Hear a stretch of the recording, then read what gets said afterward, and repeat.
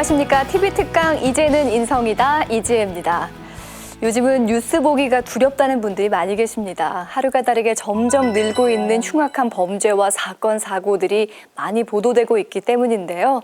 이런 뉴스를 볼 때마다 우리 사회가 어찌 되려고 이러나 이렇게 많이 염려하시는 분들이 많이 계실 겁니다.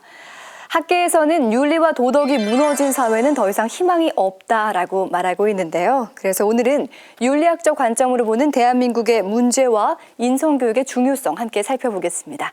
오늘 강연을 해주실 분은 바로 이분입니다.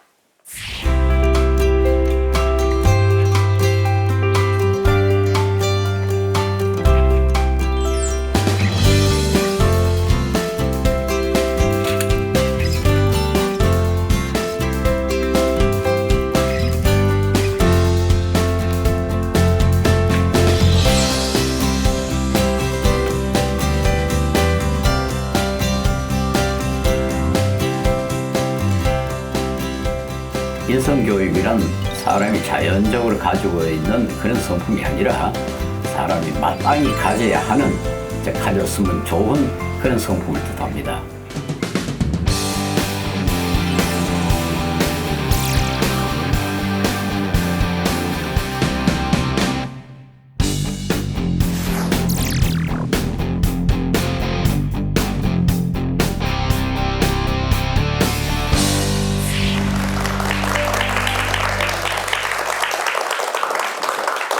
네, 교수님, 윤리학적 관점에서 보면 우리나라 요즘 사회 참 답답하다는 생각이 많이 들어요.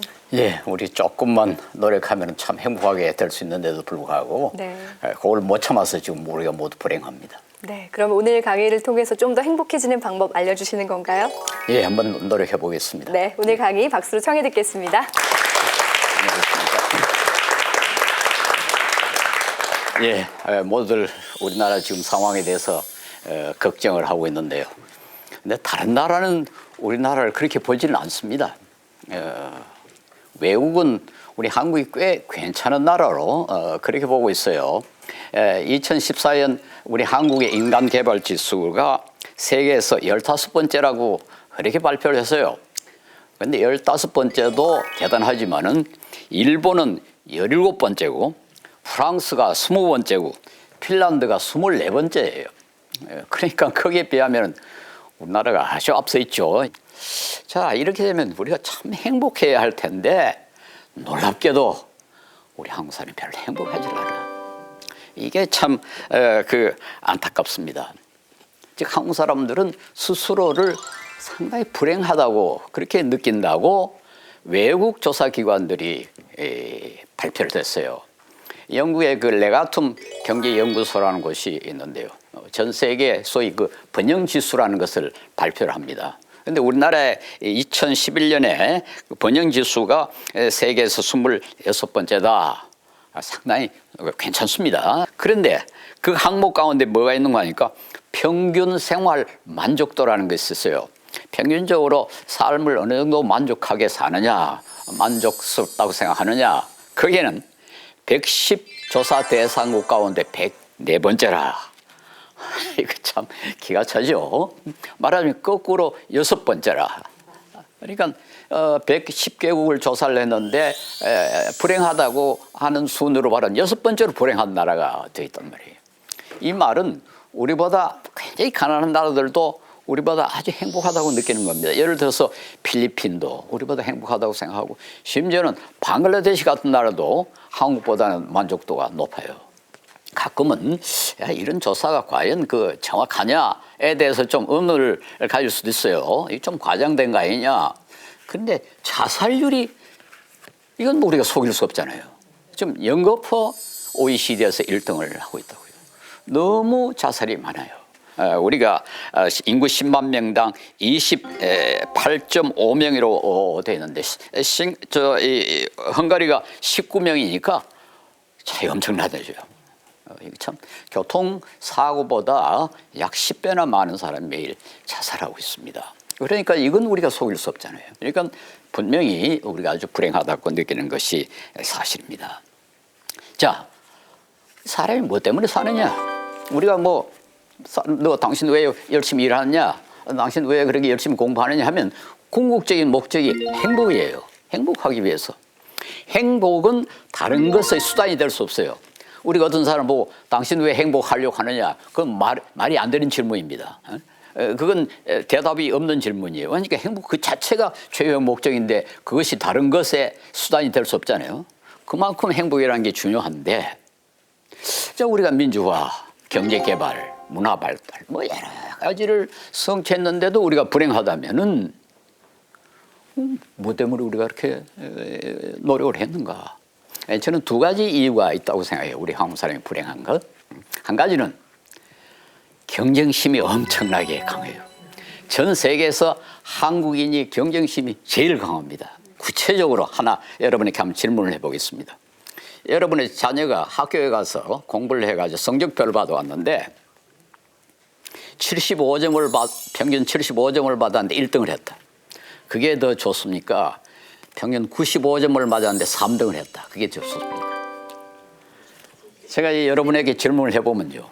75점이라도 1등이 좋지. 그럽니다. 근데 이게 얼마나 비합리적입니까? 생각해 보세요. 학교에 1등 하러 가는 거 아니잖아요. 응? 공부하러 가는 거거든요. 95점을 받아도 꺾고 3등을 해도 95점이라는 게 훨씬 낫죠. 근데 그게 중요한 게 아니야. 1등을 해야 돼. 응? 그러니까 모두가 다 1등 하려고 경쟁할 수밖에 없고, 그 다음에 문제는 뭔가 하니까 1등 외에는 모두 불행해요. 그렇지 않겠어요? 모두 1등 하려고 하는데 못했으면 불행할 수밖에 없지 않습니까? 또 경쟁을 하는 것은 대개 좀 하급 가치를 가지고 경쟁을 합니다. 뭔가 그러니까 돈, 명예, 권력 이런 거 가지고 경쟁을 해요. 사랑, 무슨 진리, 뭐 관용 뭐 이런 거 가지고 경쟁하는 거 봤습니까? 서로 내가 더 사랑하겠다. 그건 고급 가치예요. 고급 가치를 가지고 경쟁을 안 합니다.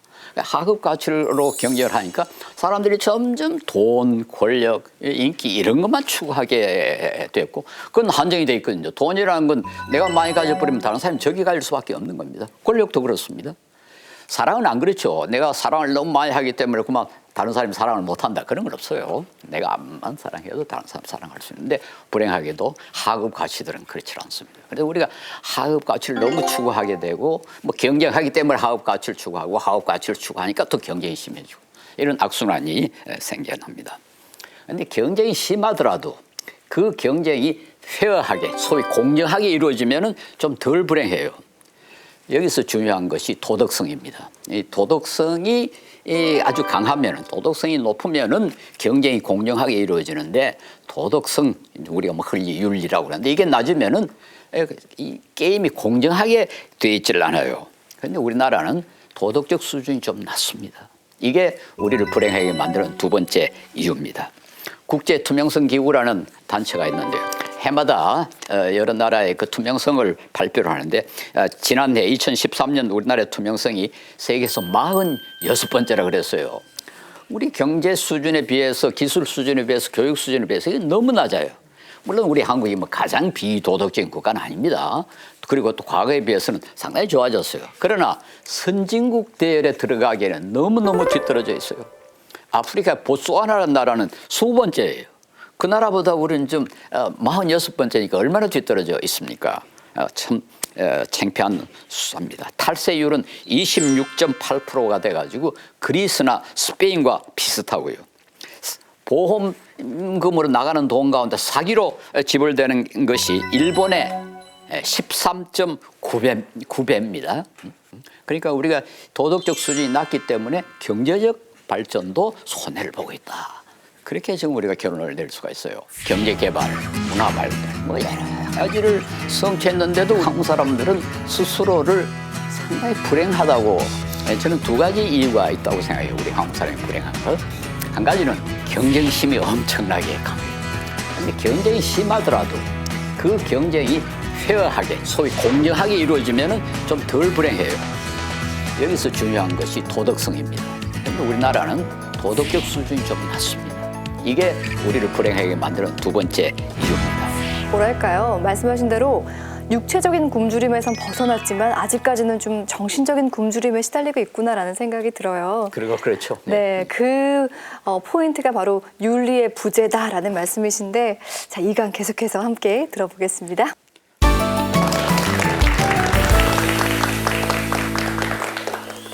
근데 그 윤리, 도덕 뭐 같은 말입니다. 어떤 때는 윤리라고 그러고 어떤 때는 도덕이라고 그러는데, 근데 도덕이란 게 뭐냐?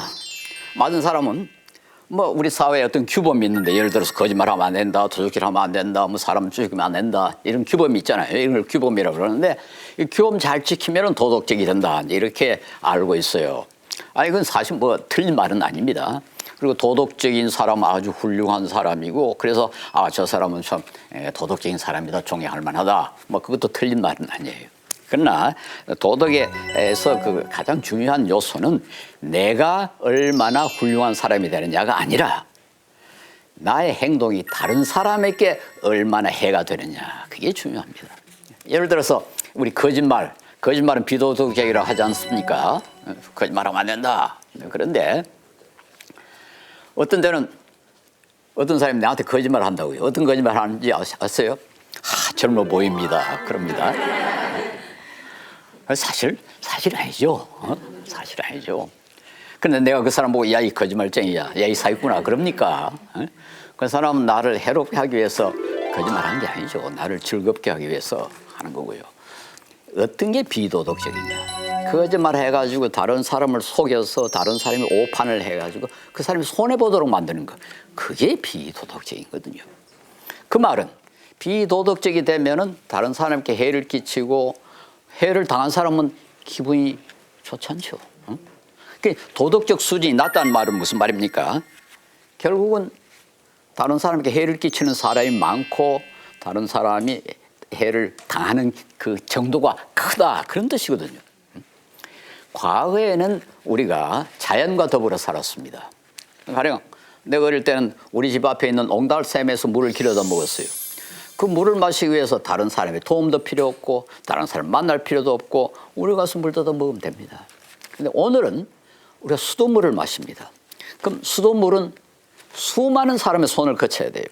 수도국 직원들뿐만 아니라 또 전기가 있어야 물을 끌어올릴 수 있으니까 한전 직원도 거기 관계돼 있고, 또 전기를 일으키려면 이 석유가 있어야 되니까 석유를 또 수입해야 되잖아요. 수많은 사람이 관계해야 겨우 내가 물 한 잔 먹을 수 있습니다.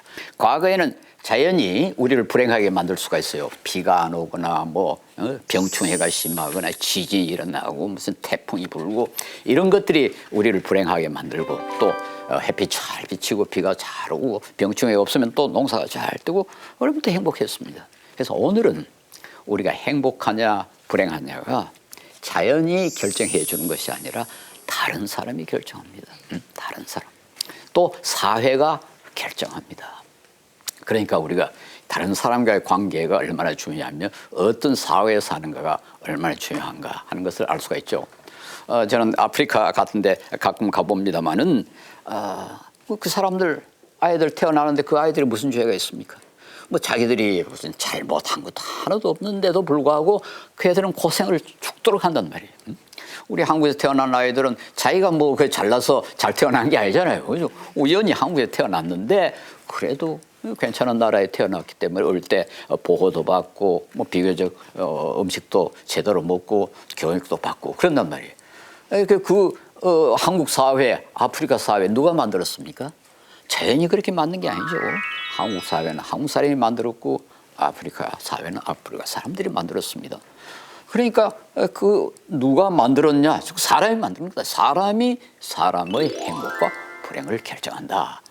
그래서 저는 오늘 윤리를 그렇게 정의를 해야 됩니다. 그게 단순히 그저 내가 착한 사람이 되는 거다, 나는 정직하게 행동해야 된다, 그게 관심을 쓸 게 아니라 나의 행동이 다른 사람에게 어떤 영향을 미치느냐, 우리가 이제 그걸 생각해야 돼요. 그런데 윤리란 게 다른 사람을 행복하게 할 걸 요구하지 않습니다. 왜 다른 사람에게 돈 안 주느냐, 너는 비도덕이다, 그렇게 하질 않아요. 윤리란 건 적어도 다른 사람에게 해는 끼치지 마라, 그거예요. 이게 소극적이에요. 그래서 오늘 우리가 알아야 할 것은, 우리가 비도덕적으로 행동하는 것은 모두 직접 혹은 간접으로 다른 사람에게 해를 끼친다 하는 것이었어요. 어떤 사람은 가령 탈세. 내가 탈세하는데 누가 손해를 보느냐? 아무도 손해 안 볼 것 같죠? 눈에 보이는 누구도 내가 탈세하기 때문에 손해 보는 거 아닙니다. 그러나 결과적으로 국민 전체에 해를 끼치는 겁니다. 그렇잖아요. 아니 우리가 모두 세금 내서 길 닦고 학교 짓고 뭐 강 정리하고 뭐 그렇게 하는데 내가 돈을 적게 내버리면 탈세를 해버리면 그 길을 못 닦거나 아니면 다른 사람이 돈을 더 내야죠. 그러니까 모두가 다 피해자가 되는 거예요. 그래서 어떤 사람은 부패는 피해자가 없는 범죄다. 천만의 말씀. 피해자가 뭐 우글우글해요. 우리가 길가에 쓰레기 하나 버리는 거. 아무도 그까지 손해 보는 거 없습니다. 그러나 쓰레기를 많이 버리면 다른 사람이 그걸 보고 또 쓰레기를 버리고 그걸 또 치우는 사람 월급을 줘야 되고 결과적으로 우리 세금 돈이 그게 들어간단 말이에요. 그러니까 모든 비도덕적인 행위는 직접 혹은 간접으로 다른 사람에게 해를 끼칩니다. 그래서 눈에 보이는 누구에게 도둑질하고 속이고 그것만 비도덕적이 아니라 법을 어기고 공중 질서를 무시해버리고 하는 이것도 모두 결과적으로 다른 사람에게 해를 끼치기 때문에 그런 사람이 많으면은 결국 우리 사회가 불행해질 수밖에 없죠. 도덕에서 가장 중요한 요소는 내가 얼마나 훌륭한 사람이 되느냐가 아니라 나의 행동이 다른 사람에게 얼마나 해가 되느냐, 우리가 행복하냐 불행하냐가 자연이 결정해 주는 것이 아니라 다른 사람이 결정합니다. 우리가 비도덕적으로 행동하는 것은 모두 직접 혹은 간접으로 다른 사람에게 해를 끼친다. 또 그런 사람이 많으면은 그럼 우리 사회가 불행해질 수밖에 없죠. 다른 사람을 해치지 않는 것이 윤리다라는 말씀인데요. 사실 요즘 경쟁이 굉장히 치열한 사회에 살고 있다 보니까 다른 사람을 좀 짓밟고 눌러서라도 딛고 일어서는 것이 성공의 열쇠가 된다라는 이야기 많이 들리거든요. 그렇죠. 네. 다른 사람이 짓밟힌 사람은 불행할 것이고 네. 그 사람은 뭐 짓밟히고 가만히 있겠습니까? 그래서 나도 짓밟아야 되겠다. 그러니까 악순환이 생기는 거죠. 그러게요. 그래서 우리가 다른 사람도 해치지 않고 나도 행복해지기 위해서 3강에서 그 방법론을 제시해 주신다고 하거든요. 자, 3강 절제할 수 있어야 인간이다. 박수로 청해 듣겠습니다.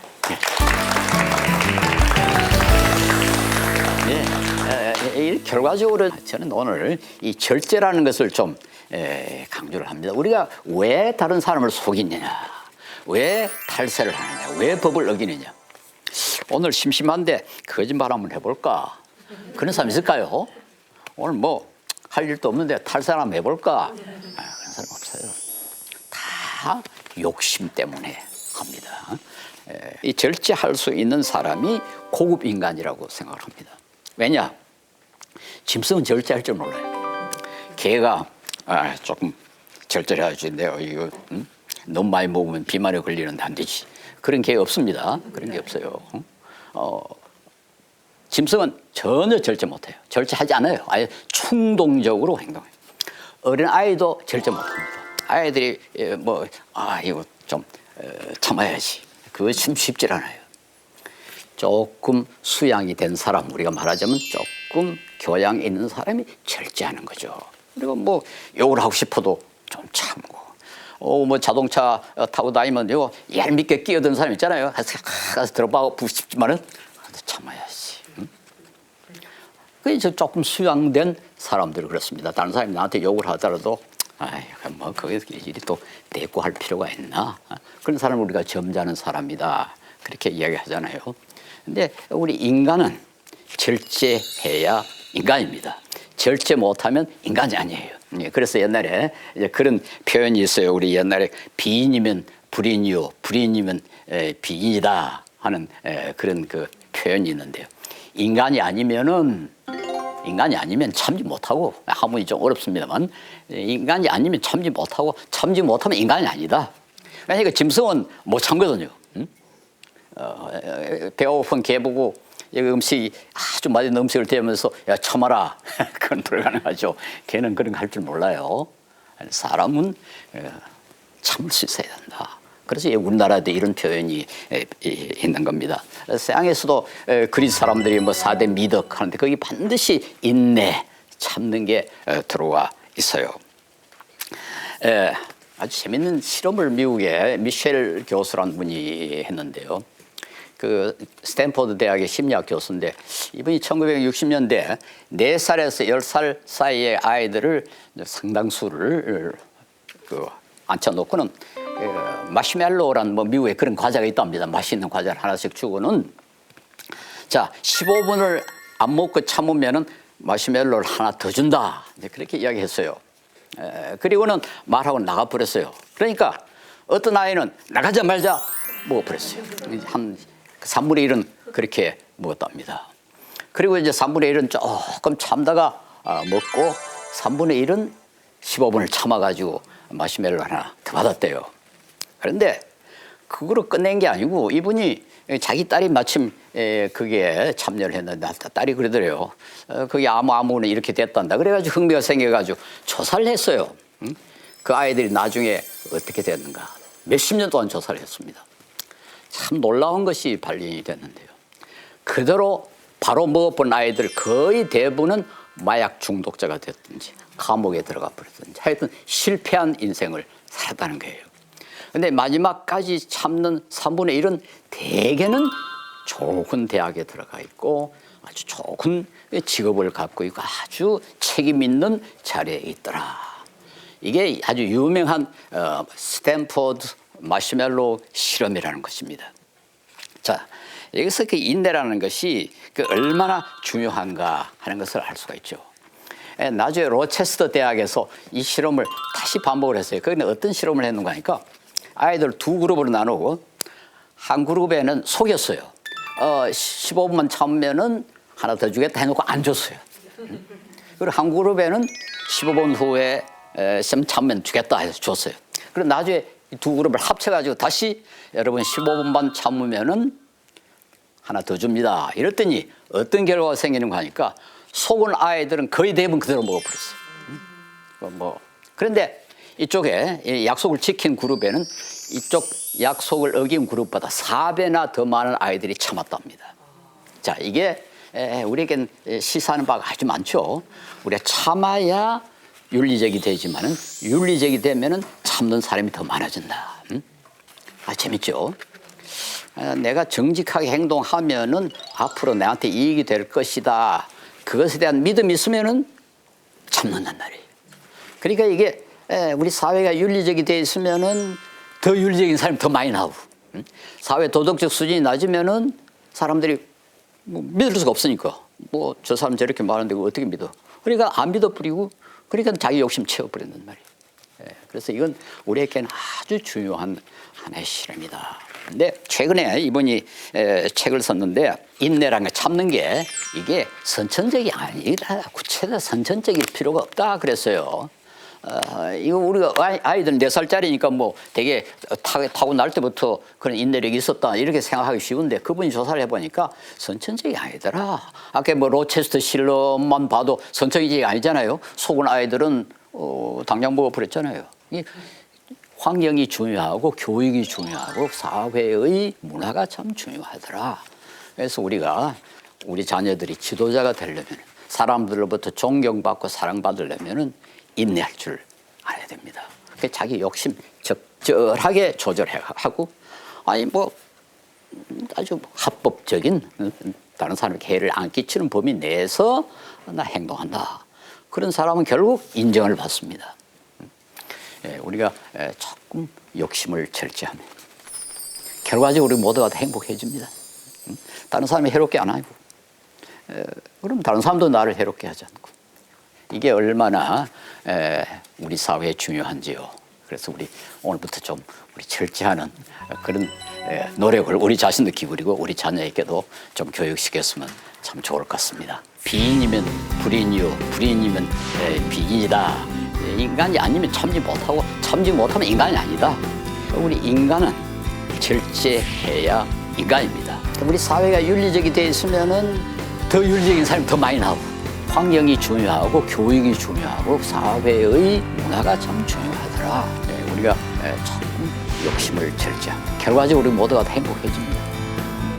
요즘 많은 분들 만나다 보면은 귀신은 안 무섭다, 사람이 무섭다 이런 얘기 참 많이 합니다. 그래요. 그만큼 남한테 해를 많이 받아보기도 하고 스스로 해를 끼치는 자신을 발견할 때도 많이 있는데요. 절제할 수 있어야 인간이다. 인간의 새로운 정의를 내려주셔서 앞으로 내가 과연 지금 인간의 모습으로 있는가 좀 점검할 수 있을 것 같습니다. 예, 저는 뭐 그거 상당히 오래된 인간의 정의입니다. 사실은 네. 예, 그 절제할 수 없으면 짐승이라고 그러죠. 그러니까 절제할 수 있다.